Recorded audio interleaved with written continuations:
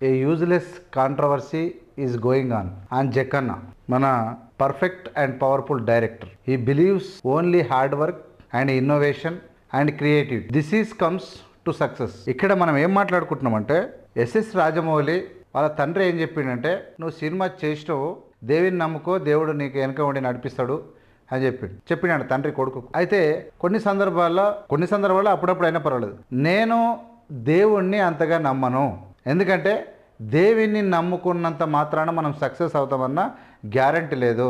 దేవుడు మనకు నేర్పించేది ఏంటంటే, నువ్వు సక్సెస్ కావాలంటే నువ్వు కష్టపడాలి, నువ్వు సక్సెస్ కావాలంటే కొత్తదనం చూపించాలి, నువ్వు సక్సెస్ కావాలంటే క్రియేటివిటీ చూపించాలి, నువ్వు సక్సెస్ కావాలంటే ప్రజలకు నచ్చేలా చేయాలి తప్ప నన్ను మొక్కుకుంటే గాలిలో దీపం పెట్టి మొక్కితే సక్సెస్ కాదని దేవుళ్ళు చెప్పినటువంటి, దేవుళ్ళతో సమానులైనటువంటి మన పెద్దలు చెప్పారు. ఇలా దేశంలో ఎట్లయిందంటే, నా రాముణ్ణి అంటావా, నా భీముణ్ణి అంటావా అనేటువంటి చిల్లరగాలు తయారయ్యారు. ఏమైందంటే, ఒక మనిషి సక్సెస్ రూట్ పోతూ ఉంటే, అంటే దేవుళ్ళను ఎక్కువగా నమ్మని రాజమౌళి ఈ ప్రపంచంలో ఒక క్రియేటివ్, ఒక పవర్ఫుల్, ఒక పేరెన్నికగడినటువంటి డైరెక్టర్. దేవుళ్ళను నమ్మని రాజమౌళి నంబర్ 1 అయ్యండి. దేవుళ్ళను నమ్మిన ఎందరో మంది భూస్థాపితం కూడా అయ్యారు, అది అందరికీ తెలుసు. కానీ డ్రామాలు ఆడకపోతే ఎట్లా?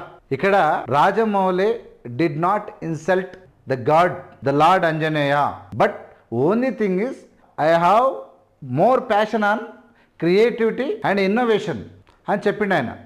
నాకు ఉన్నటువంటిది, నేను ఎక్కువ దేవుని నమ్ముకొని నేను కూర్చోను అన్నాడు ఆయన. అంతే. దానికి ఏకనోడు పీకనోడు జనం ముఖం దేకనోడు ఏది పడితే అదే మాట్లాడుతారు. వీళ్ళందరికీ కలిపి ఒక్కడే ఒకరు కౌంటర్ ఇచ్చారు, మామూలు ఇయ్యలే ఆ కౌంటర్. ఏందనేది మీరే చూడండి. ఎవరైనా మాట్లాడింది రాజమౌళికి, అప్పుడప్పుడు రాజమౌళిని కూడా వ్యతిరేకిస్తాడు ఈయన. ఎవరు? ఇక్కడ రామ్ గోపాల్ వర్మ, ఆర్జీవి ఏం చెప్పిండు అనేది మీరు ఒకసారి చూస్తే, జక్కన్నపై దేవుడికి లేని కోపం మీకెందుకురా అన్నాడు ఆయన. జక్కన్నపై దేవుడికి లేని కోపం మీకెందుకు, మీకేం చాలా పొడుచుకొస్తుంది, పనిలేని సన్నాసుల ఆరోపణలు ఏంది అన్నట్టు మాట్లాడుతూ, అంటే నాస్తికుడిగా ఉండటం నేరం కాదని రాజమౌళిపై విషయం చిమ్మేవారు తెలుసుకోవాలని చెప్పి ఆర్జీవి పేర్కొన్నాడు. ఆస్తికులు కొంతమంది దేవుని నమ్ముతారు, కొంతమంది నమ్మరు. కానీ దేవుని నమ్మడం నమ్మకపోవడం కన్నా దేవుని పేరు చెప్పి బతికే డ్రామాలు చేసే వాళ్ళు ఎక్కువయ్యారు. వానికేందో భక్తి ఉన్నట్టు, వాడేందో ఈ దేశంలో ఉద్ధరిస్తున్నట్టు అనుకునేటువంటి బిల్డప్ గాళ్ళు ఎక్కువయ్యారు తప్ప ఆడేం లేదు. అంటే వీళ్ళందరూ ఎవరు గారు, నేనే మా దేవునికి చుట్టం, నేను చూడు ఈ లోకంలో ఒరగబెడుతున్నా అన్నట్టు మాట్లాడే వాళ్ళు చాలా ఎక్కువయ్యారు. అది పక్కన పెట్టేస్తే, నాస్తికుడిగా ఉండటం నేరం కాదని రాజమౌళిపై విషయం చిమ్మేవారు తెలుసుకోవాలని చెప్పి ఆర్జీవి చెప్పిండు. నాస్తికుడిగా ఉండటం నేరమేం కాదు. ఏంది నేరం? మంది మీద బురద చల్లడం నేరం, మంది బతుకులో తలదూర్చడం నేరం, మంది మీద మన్ను వేయడం నేరం. కానీ దేవుని నమ్మనంత మాత్రాన ఈ రాజ్యాంగాన్ని గౌరవించకపోవడం నేరం అవుతుంది. ఈ దేశంలో సరి అయిన ట్యాక్స్ కడుతూ పెద్దలను గౌరవిస్తూ సమాజాన్ని ఉత్తేజపరిచేటువంటి వ్యక్తిగా జీవించేటువంటి రైట్ హక్కులతో, అంటే తనకున్న హక్కులను, తనకున్నటువంటి తన బాధ్యతలను కూడా గుర్తెరిగి ఎవరైతే బతారో వాళ్ళే రైట్ పర్సన్స్. ఇక్కడ నాస్తికుడు ఆస్తికుడు అనేది విషయమే కాదు. రెండో విషయం ఏంటంటే, చిమ్మేవారు ఆర్జీవి క్లియర్ అయిపోయిండు. దేవుడిని నమ్మని వాడు దేవుడిపై మూవీ తీయడం ఏంటని ప్రశ్నిస్తున్నారు చాలామంది. దేవుడిని నమ్మని రాజమౌళి దేవునిపై మూవీ తీయడం ఏంటని చెప్పి ప్రశ్నిస్తున్నారు. అయితే గ్యాంగ్స్టర్ మూవీ తీయాలంటే డైరెక్టరు గ్యాంగ్స్టర్ అవ్వాలా? ఇజ్జత్ చెప్పుతోని కొట్టిండు ఆర్జీవి. నేను గ్యాంగ్స్టర్ అంటే ఓ రౌడీ సినిమా తీయాలనుకున్నా, నేను రౌడీ కావాలా? నేను ఒక లవ్ మూవీ తీయాలనుకుంటున్నా, నేను లవర్ అయి ఉండాలనా? ఇంత ఏం దెబ్బ ఇది? బురదలు అది చెప్పు తీసుకొని కొట్టిండు రాజమౌళి. జక్కన్న మీద ఆరోపణలు చేసే వాళ్ళకు మామూలు దెబ్బ కాదు ఇది. ఏమన్నాడు చూడండి, నేను దేవుడిని నమ్మని వాడు దేవునిపై మూవీ తీయడం ఏంటని చెప్పి ప్రశ్నిస్తున్నారు కదా, గ్యాంగ్స్టర్ మూవీ తీయాలంటే డైరెక్టర్ గ్యాంగ్స్టర్ అవ్వాలా? ఏం దెబ్బ సార్. ఇప్పుడు ఒక పంతులయ్య అని మూవీ తీస్తాం, ఆయన పంతులు అయి ఉండాలనా? ఇజ్జత్ వాయ్, పరువు వాయ్, మాట్లాడుతున్నది ఇజ్జత్ తీసిండు అయిపోయాయి. అంటే వాళ్ళు ఏమనుకుంటారు, వాళ్ళు నిజమైన భక్తులు వాళ్ళే అనుకుంటారు. నిజమైనటువంటి నువ్వు దైవభక్తిని అయితే నీకు సొంతం అది, కానీ దేశభక్తినివా కాదా నువ్వు? దేశభక్తి అంటే ఇతరుల యొక్క విలువలను, వాళ్ళ యొక్క ఆచారాలను, వాళ్ళ యొక్క విధానాలను గౌరవించినోడు దేశభక్తుడు.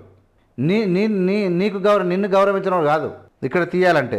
అంటే దిస్ గ్యాంగ్స్ రైట్గా. దేవుడిని నమ్మని వ్యక్తికి 100 రెట్లు ఎక్కువ సక్సెస్ ఇచ్చాడు దేవుడు. దేవుడు నమ్మని వ్యక్తి 100 రెట్లు, దేవుడు నమ్మని వ్యక్తి ఒక నాస్తికుడు 100 రెట్లు ఎక్కువ సక్సెస్ పొందాడు. ఎందుకు పొందాడంటే దేవునికి కూడా తెలుసు నమ్మకం అంటే మోసం. నన్ను నమ్మి మోసం చేసే లుచ్చలను నేను నమ్మను అంటాడు దేవుడు. నా పేరు పెట్టుకొని నా మాలలు వేసుకొని నా అవి చేసుకొని మీరు మోసాలు చేస్తే కాదు. ఎవడు గొప్పవాడు అంటే నన్ను నమ్మిన నమ్మకపోయినా సమాజంలో గొప్ప విలువలతో కూడినటువంటి తప్పు చేయకుండా, మోసం చేయకుండా, తిట్టకుండా, అబద్ధాలు ఆడకుండా బతికినోడే నిజమైన నా భక్తుడు అంటాడు దేవుడు. అదే చెప్తున్నాడు ఇక్కడ. అయితే దేవుడిని నమ్మని వ్యక్తికి 100 రెట్లు ఎక్కువ సక్సెస్ ఇచ్చాడే దేవుడు.